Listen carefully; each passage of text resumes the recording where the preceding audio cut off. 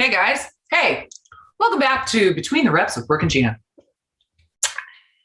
You might be thinking, you guys are wearing the same exact outfit as the last episode. And we are. This is true. Actually has done her hair in between. Yeah. But yeah, we're pre-recording all of these to get us through the holidays. So thank you for listening to us. Yeah, listening or watching. We're watching. And we understand, we appreciate you for listening and checking in and really just like committing, gotta move that mouse, committing to wanting to know what we have to say. Because you know how, this is actually, I just had this thought, so I'm going to share it with you. Okay. You know how, and I hate that I'm going to compare us to this, but you start a TV show, right? Mm-hmm. It's exciting. Oh, yeah. Oh, I know exactly what you're going to say. Oh, man, it's exciting. You're like season 1, season 2. What year are we on? 3? Yeah. Or season 3. And then and then all of a sudden you're like, the fuck happened? Yeah, it's like when I fell off The Walking Dead. Yes. It just got shittier. Or like Lost, right? Yeah. Like watching Lost. The first couple seasons, you were like, I was hooked. Mm-hmm. Oh, man, I was hooked. You hated it when you had to wait for another one to come out. But then, like the last season, it just felt like every episode you were thinking, I don't think they know where they're going with this. That's exactly what this is like. You know what I mean? It's like they don't know themselves what's going to happen next. And they also just keep trying to figure out the best way to end it. But they can't figure it out. So just keep adding episodes. Mm-hmm. And at the end of it, you're like, what the fuck did I just watch? What's happening? Yeah, it's kind of exactly what's happening right here for you guys. So thank you. And then if I want to compare it to The Walking Dead, I remember we were watching one of the seasons that like every episode, it was just the son was sick in bed.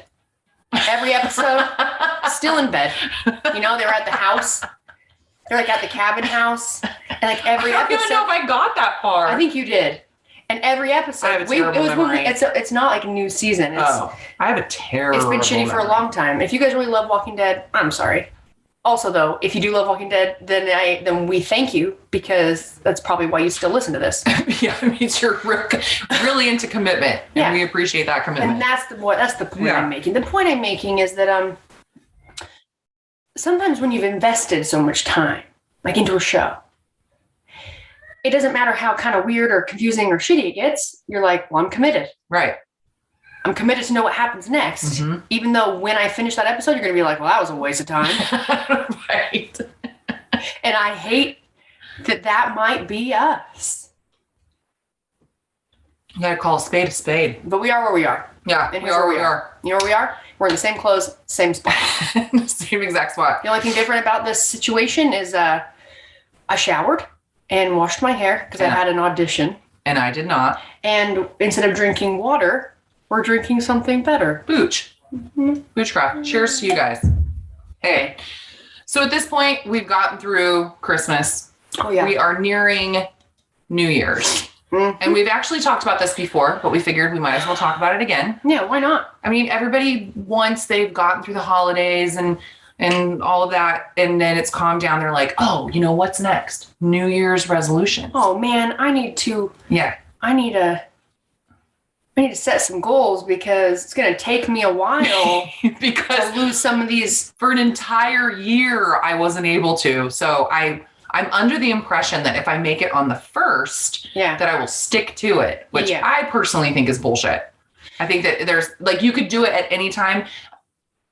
Totally. Like if you're that person that makes a goal or the first of the year and can do it, great. I am not one of those people. Or it's someone who they like a round number, or they want to start January 1st. It makes them feel like, okay, this is my year. It's like starting on a Monday. Right. Like I'm not going to start on a Friday or Thursday or Tuesday. Yeah. Nah. But like Monday. Yeah. It's the beginning. That's the day. That's the beginning. I just grabbed my calendar right now. You guys, it's so funny. So Brooke has this calendar next to her bed. I was big whiteboard calendar to be more organized. Mm-hmm. Yeah. And so it has like the month, and then you write in the month, and then it has all the days of the month. And I was laughing because, it's December, and I look over there and I said, the last month written on it is May. I was very committed to May. I was very committed to May. Reached all my goals in May. Yeah. All right. So we looked up some statistics for New Year's. Would you like to read them? Yeah. Okay. Here we go. I'll pull it up too. Oh, okay. Oh, yeah. So you guys, New Year's resolutions we're talking about. And before we read these statistics, why don't we talk about some of ours that we've had in the past? Well, I mean, I already said that I'm not a huge New Year's resolution maker, but if I were to make them, or ones that I've made in the past, it's always kind of the same thing, to drink less, to eat better, to exercise more. Mm-hmm. I mean, I'm the least bendy person on the planet. Well, maybe not the least on the planet. That might have been a bit of a stretch. It is a bit of a stretch, but no pun intended. So stupid. But I always have this thing in my mind where I go, okay, you know what? I'm going to wake up. I've been waking up early lately. Yeah. I'm going to wake up early, and you know what I'm going to do? Yoga. Have I ever done it? Absolutely not. No. You know what though? It's funny. I've thought the same thing. Right. Oh yeah. I remember one time I saw this video, mm-hmm. and it was like this couple, and they had this beautiful bedroom. They're in their bedroom, and big, beautiful bed, and maybe tile, hardwood floors or something. Mm-hmm. It was really pretty, big, giant windows, and the whole scenery, the video. I don't remember where I saw this at, but it's morning, so it's kind of dark, and the sun's slowly coming up. So there's light coming in the room, and the woman is getting out of bed and getting ready. And then what she does is on the floor, in front of her bed, in front of these big windows. I think there was trees out where the house was. Yeah. Does some yoga. And I was like, oh, hell yeah. It's an amazing way to start the day. I was like, oh my God, I want to do that. Yeah. You know what I do instead? I wake up early. I lay in bed. I get on my phone. Play some games. And I play Match 3D for entirely way too long. Mm-hmm. And then all of a sudden it's 3 hours later, and I'm still running late for something. Mm-hmm. Yeah. It's pretty much what I end up doing. But yes. So there have been times when I'm I'll do some yoga. I've done yoga. I did Bikram yoga, hot yoga. Miserable for me. I don't do well with heat at all. It's miserable for me too. Yeah. Because I sweat so much anyway. Yeah. And it's kind of, I don't know if we've talked about it before, but it's kind of gross. The place that I was going to had carpet. Oh, carpet. Had carpet. Yeah. And so every single person, is in there. There's always and I'm somebody who does not wear shorts. I don't feel comfortable in shorts.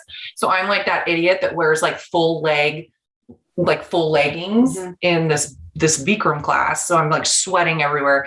And there's always people in these compromising positions. And you just see some dude in a ball bag with just his nuts, dripping sweat, in front of you. And, I bought I think it was a package. So you bought say 4, or you bought a certain package, but if you went 4 times, you got your money's worth or something like that.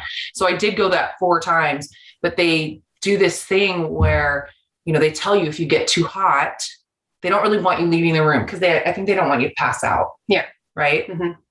So you have to make sure that you peed before and all that.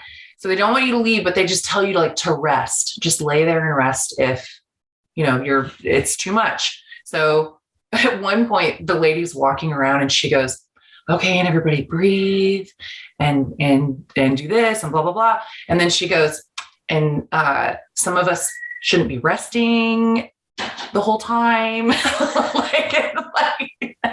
it was just me. And I was like, oh shit, I just got called out in Bikram yoga. So yeah, it wasn't really my thing. But yeah, if I were to make a resolution, I think it would be that. Yoga? I don't know, like, or stretch in the morning. Yeah. Because I don't ever stretch. I literally never stretch. Yeah. Yeah. And some people are super into stretching. I get it. They really are. Yeah. And I'm not super bendy. So, I mean, it could really help me out in the bedroom, if you know what I mean. What's that? Like my arms are up. It's like, I was thinking my legs. Well, it's like I was pretending to do like a happy baby pose, which the happy baby. Like when you hold it. Yes. Yeah. You're bendier than I am. Okay. And if you're watching, you can see there's a straight line right into Brooke's vagina.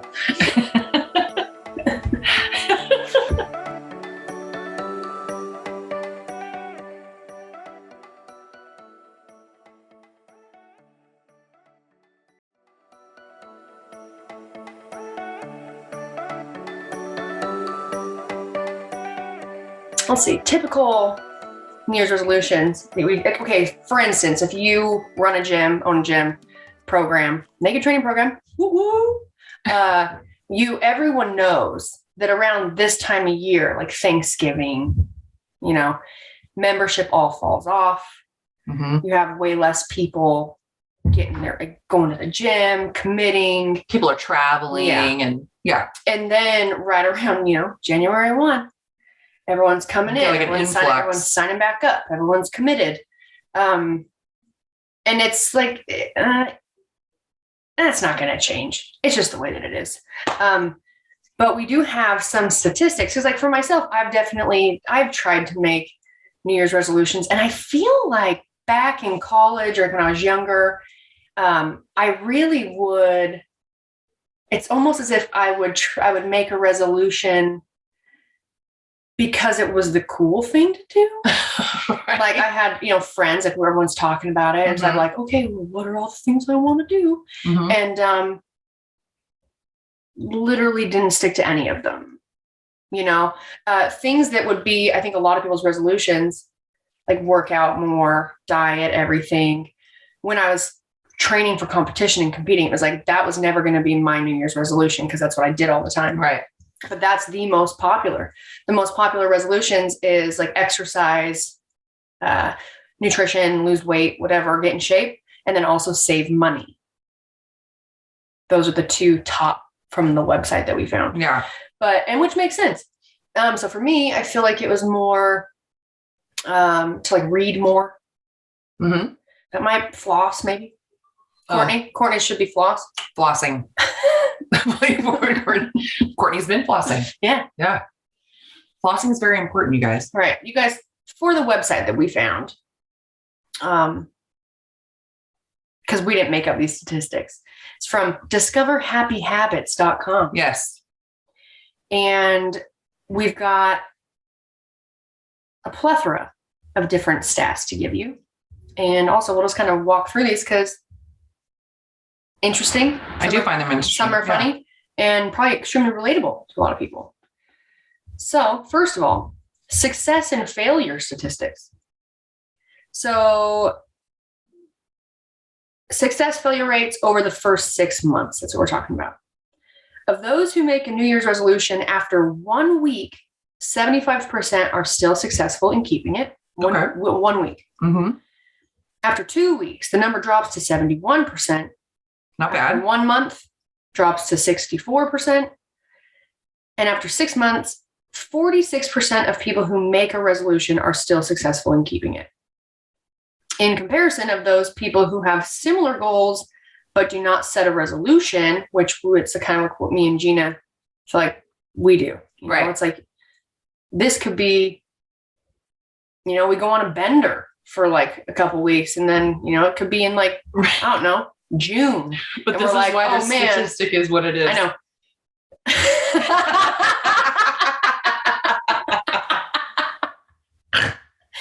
In comparison of those people who have similar goals but do not set a resolution, only 4% are still successful after 6 months. Okay, well, that makes sense. Yeah. So the point is, do not be like us. Yeah, no, stick to it. Yeah, stick to it. Overall success failure rates. according to a study that was in 2016, of the 41% of Americans who make New Year's resolutions, by the end of the year, only 9% feel they are successful in keeping them. That doesn't surprise me at all. No. An earlier study in 2007 showed that 12% of people who set resolutions are successful, even though 52% of the participants were confident of success. At the beginning. So at the beginning, 52% of the participants were really confident in their success, but 12%. They were actually successful. Yeah. But what I think is funny about that is that what about the other 48%? Yeah. Were they from the very beginning? They were like, probably not. Probably not going to be successful. Reasons for failure. Here's the thing too, guys. We read through this. I could share with you like what my reasons for failure might be. But it's literally all listed on this website. One in particular is hands down our favorite. Yes. In one 2014 study, 35% of participants who failed their New Year's resolution said they had unrealistic goals. I can see that. I feel like so many people put like so many have too many intentions. Yep. I'm going to do this, that, like, 5 or 6 different things. So I can see how it would be easy to fail. Or it's like someone who's never really dieted ever. And they're like, need to lose 20 pounds. Right. So they say, I'm going to lose 20 pounds. In 3 months. But what it should have been is like, I'm going to stop eating fast food. Mm-hmm. You know what I mean? Like drinking soda. I'm going to cut out soda. I'm going to do yoga in the morning a couple days a week. You know? Right. Like versus saying, I'm gonna lose 20 pounds. Right. When they've never dieted ever. Because then it's you're really there's a lot of things that are going to come into play, whether you lose or gain weight. And if you've never attempted any of those things, like cutting out certain foods or exercising regularly, that in and of itself is a real commitment. Right. And can be tough. Right. So baby steps. Yes. 33% of participants who failed didn't keep track of their progress. Okay. You definitely, depending on what your goal is, you should keep track of your progress because we're going to focus on exercise. Okay. So if you're wanting to lose weight or get stronger, whatever it is, it can be really, you don't feel, you'll have changes. There'll be small changes over a period of time. Right. So you always think that like you may not be able to see it yourself unless you're taking pictures, you're writing workouts down. You're like giving you actual like evidence that things are changing. Maybe your goal is like you want to get your first pull up, like unassisted pull up. Well, if you're not paying attention to what your workouts are, you're not seeing or writing down like the days that you're doing training to get better at pull ups. And all you keep doing is like coming to the end of the week or whatever and like trying for a pull up. And it's like, oh man, I still don't have it. Right. But you haven't done anything to really train that. Yeah. Yeah. This is my favorite one. Go. You say it. 23% forgot about their resolutions. That would be me. Yeah. I totally forgot that I was trying to do this all the time. God damn it. About 1 in 10 people who failed said they made too many resolutions. Mm-hmm. Just try to, baby steps. Yeah. Baby steps. Here are some of the most popular resolutions. In 2020, one of the most popular New Year's resolutions is to eat healthier. 44% of the UK respondents chose this resolution. 44% of Polish participants and 43% of Americans. So pretty neck and neck. Literally everyone, very popular, eat healthier. One survey found that more than half of Americans wanted to be healthier. 59% wanted to exercise more. 54% said they would eat healthier, and 48% resolved to lose weight. Excuse me. Whoa. About half of Americans in 2018, they wanted to start the year by saving money.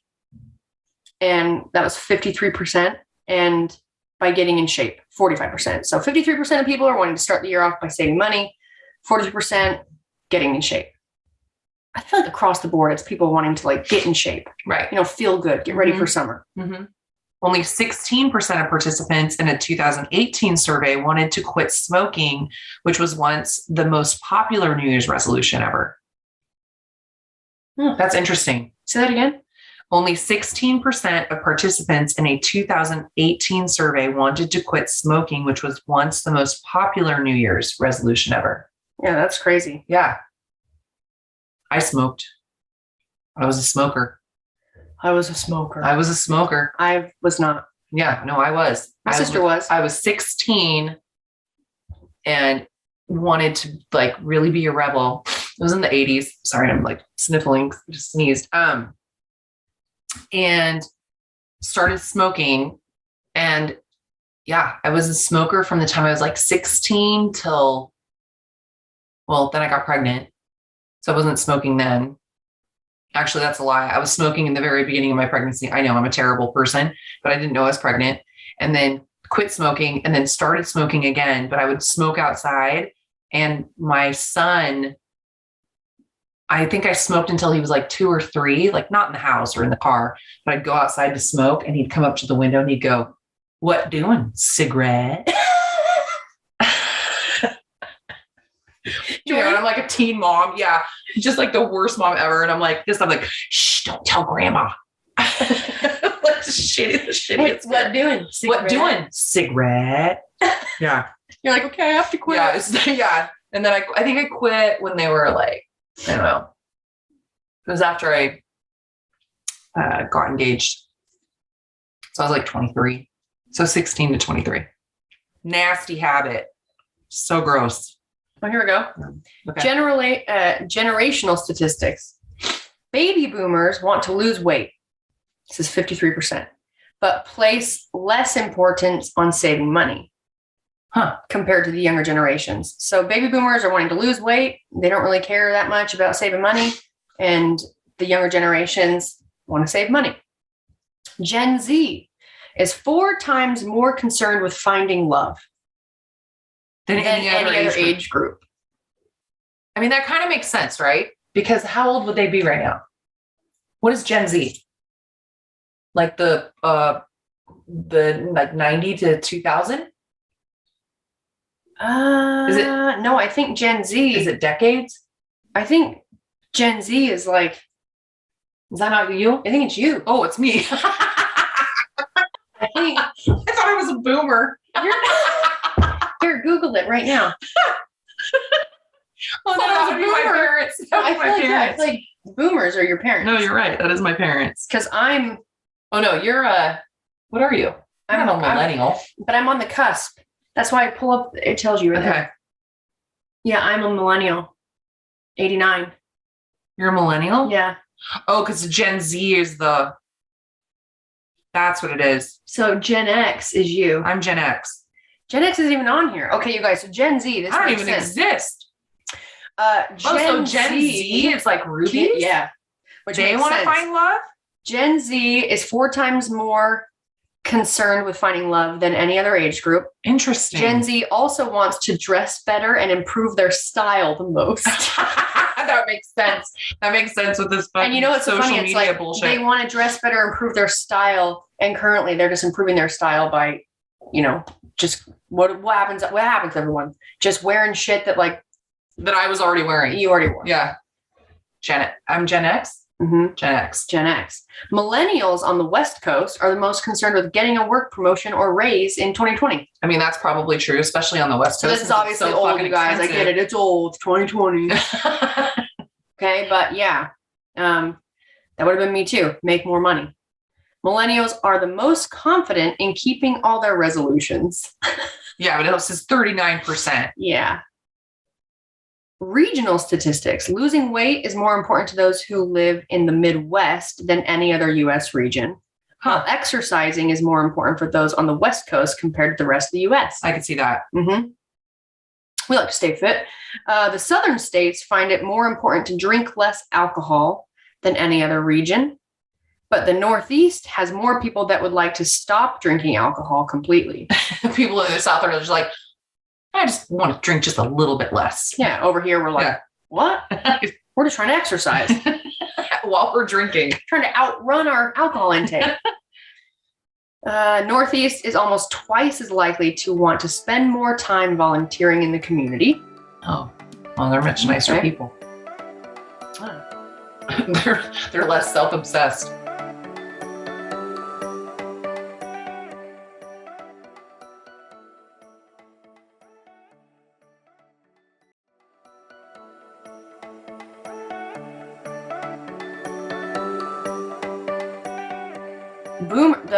Baby boomers were the least successful, with only 2% sticking to their resolutions. I mean, makes sense, dude. If you're a baby boomer, just, I don't know. What were you going to say? Just die already. No. No, I was just going to say, like, I guess it depends, because you could be a boomer that's like extremely overweight and it's really bad for your health. Well, I feel like there was like less that people knew about health and fitness back then. Mm-hmm. I mean, they knew that it was, I remember my mom telling us that we had to eat healthy and exercise, but there just wasn't as much known as there is now. I mean, like, working out was walking. Yep. Just making sure you're taking a walk. What's urban dwellers? I'm guessing like in cities. Oh yeah. She's asking because it says here, read it. Urban dwellers were the most likely to keep all the resolutions, while rural residents were the least likely. It's because they got shit to do, like, damn, girl. Excuse me. They, I feel like rural. I don't know. They got other problems they got to handle. They got to tend the garden. They got to feed the animals. They got to move the cows. Tend the garden. Like I'm saying, it's like, that's a huge assumption. Not everyone that lives in rural areas are hard workers.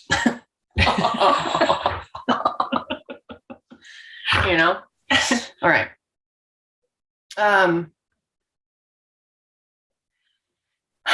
There's some great advice on ways you can keep your New Year's resolution. And a lot of it is making sure you have the right mindset ahead of time. Don't just jump right into it. Like, make a plan. You might have a big goal, like losing a bunch of weight or getting really strong or whatever, but you need to make like tangible resolutions. Well thought out. So you don't get discouraged so easily. Because if it's like, it shouldn't, if you need to lose like 50 pounds, right? 20 pounds, maybe you just had a baby and you're like, I want to get back in my pants or whatever. It probably shouldn't be like, my New Year's resolution is to lose all the baby weight. What you might want to do my New Year's resolution is I'm going to exercise 3 days a week. I'm going to cut out soda and I'm going to eat a salad every once in a while. I don't know. But it's, it's not just such a daunting goal, because to lose weight or gain good weight or whatever, it takes a long time. It doesn't happen overnight, and it can vary, and it takes a lot of time in the gym, commitment, so many different things so many things that are factors in what it will take for you to reach your goal. And it can be really easy to fall off the wagon. Well, and I think too, we've talked about it before, like doing crash diets or like all those sorts of things. If you're not really working on making a lifestyle change that's going to be long-term, you are more likely to fail. Yep. So you may lose a ton of weight quickly if you're limiting your calories to something very like much smaller. But if you're not teaching yourself through that process of how you need to be eating long-term, or, doing or exercising and all of that, then you are more likely to gain it back. Get plenty of sleep. And they have some information. According to a sleep expert and neurologist, Kathy Goldstein, sleep plays a major factor in the success or failure of the most popular New Year's resolution, which is trying to lose weight or eat healthier. A lack of sleep decreases leptin, which is the hormone that makes you feel full. It also boosts ghrelin, aka the hunger hormone, which increases appetite, promotes fat storage, and causes poor food choices. So we need to get plenty of sleep. We need to sleep. No, I try. We try. Not like that, but just because there's other stuff in here too, talking about maybe your goal is to improve work performance or get a promotion. Well, a lack of sleep leads to reduced productivity. Additionally, sleep-deprived people in management roles are described as less ethical and not as alert, motivated, or cheerful. So across the board, whatever our goals are, we should be sleeping. We should be sleeping. Guys, we got to sleep. And then this one says, change your timing. Don't necessarily wait for the new year to make a resolution. I cannot wait for you to say this name. What? Oh, his name? Okay, guys, I'm going to read this name. Bass? Sure. B-A-S. Verplanken. A professor of social psychology at the University of Bath, says that the success of a resolution which alters a habit can hinge on finding the right moment to make the change. He's been studying the discontinuity. Can you say discontinuity? Discontinuity. Discontinuity? Mm-hmm. Well, continuity is like... Yes. Discontinuity. Discontinuity. Yeah. Okay, yeah. Hey, guys, not discontinuity. God, I'm so stupid. Discontinuity effect, which shows that habits can be more easily changed when you change the factors that surround the habit. Exactly.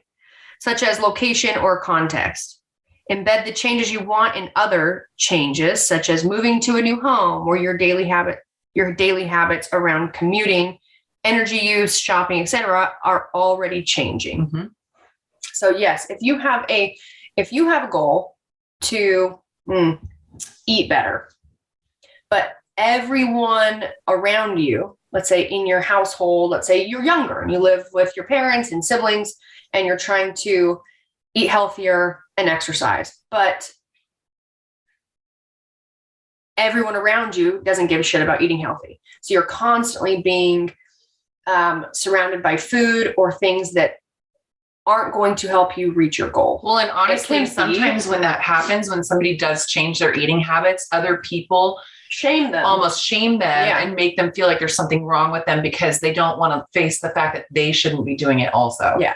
So that is another huge challenge. Mm-hmm. So basically what you're saying is like try to surround yourself with like other people. Oh yeah. I mean, what's cool is like, if you do like start to join, say, a CrossFit gym or a different gym or whatever, then you can hopefully create friendships or find like a social situation to where those people can actually be on the same page as you. Yes. If you have a resolution or a goal, no matter the time of year, find a support group. Yeah. The best thing you can do is be as prepared as possible. And that's really going to depend on, you're going to have, it's like, how bad do you want it? Like, what are you willing to do? What are you willing to give up? What are you willing to change in order to make these changes or these changes to your habits or daily routine, your sleep schedule, your nutrition, all these things. Well, look at my hair. Oh, sorry guys. How bad do you want it? Because when it comes to making changes to your, like, working out and then to your nutrition, those are hard. It's not easy. And it sounds like it's simple. Like, oh yeah, I'm going to drink more water. The thing is, if it was simple and easy, you would have done it already. Yeah. Well, it's the thing about it is in and of itself with nutrition, it is so simple and so easy and so boring to eat right, to eat clean, especially if you're trying to lose weight. It's like the more boring and plain the better for you. Sure. Right. So where it can become an issue is like people really, not everyone, but we enjoy food. We enjoy, or even just social situations, social settings, going out to dinner, going out and having a drink, doing these things that are communal, that can be a huge pitfall if you're doing them too often. And it's the reality of it is you can't do those things. Right. You really can't. And it depends on what it will take for you to reach your goal, or like how big or small your goal is. Because if you're someone who is like, your first step is I'm going to cut out fast food. Okay. That's very doable. Yeah. It really is. You just start eating at home more. You don't go to fast food, you cook, but you're not saying I'm cutting out all sugar, fat, carbs. You're not giving yourself such a laundry list of things that you can't have anymore. Right. And I think that's where people really do end up failing is it's like we have this idea, like we want to give those up, and you feel all motivated. Like I'm not going to do this. I'm not going to do this. I'm going to exercise every day. I'm going to lose this weight. I'm going to feel so good. But when you give yourself such a list, like such a to-do list of things like of can'ts, of things you can't have, that's not going to last very long. Right. It really isn't. Even if you think it is, it's not. You have more ways to fail. Yeah. You've got to give yourself, it's like baby steps, small, realistic goals that you start with and you go, oh gosh, like I was able to do that for this amount of time. Yeah. Not the first week, the second week, but for a lengthy amount of time. And then I'm going to add more things in. And realistically, and see if I can handle that. Making sure you are keeping track of your progress, that's going to help a ton, because anyone who has, a long road ahead of them to reach the goal that they are set out to reach, you can get really discouraged. But how good do you feel when you do notice, like, oh, my pants fit better. Oh, I've lost a few pounds. Oh, I'm so close to getting a pull-up. And I have more energy. I have more energy. I'm sleeping. I'm happier. I'm less irritable. Like, to pay attention to all of those things, your mood, things that are getting better in the gym, maybe even like just your routine or your schedule, or maybe you're being on time, you are getting more sleep, and then you're seeing a number on the scale either go down or up. It depends on what your goal is. But all these things, when we can see it and we're keeping track of it, and you can see progress versus just trying to be like, like you do like a self check-in where you're like, I think that I'm feeling better. Right. Way easier to give up without even realizing you gave up. You probably wouldn't even realize that you failed. Or maybe you just forgot. And that would be me. If you're like me, yes. Then you just forgot that that's what you were. Yeah, that was your goal. You blink and all of a sudden it's June and you're like, wait, what? What was my goal again? Wait, I forgot. I thought it was just barely January 1st and I just made these goals. Okay. Barely. And then you're like, oh, well, there's always next year. Yeah, exactly. I was going to say, I'll just wait another 6 months. I could start now. Nah. But it will feel really good? Starting on January 1st. January 1. I was going to say, hey, Jeanna, let's set some resolutions, but then I would be going against everything we just learned. Which I was going to say, that is basically to be prepared. Yeah, I want to actually think about like what I feel like I could actually do. And like, what are you willing to do? Yeah. Okay. Yeah, we'll think about it. Anyway, guys, thanks so much for listening. We hope you guys have a wonderful new year. Happy New Year. Happy New Year. Don't forget to rate, review, subscribe, 5-star rating, 5-star warning, and we will talk to you guys next year. Hey, talk to you next year. Just the best joke ever. All right, bye guys.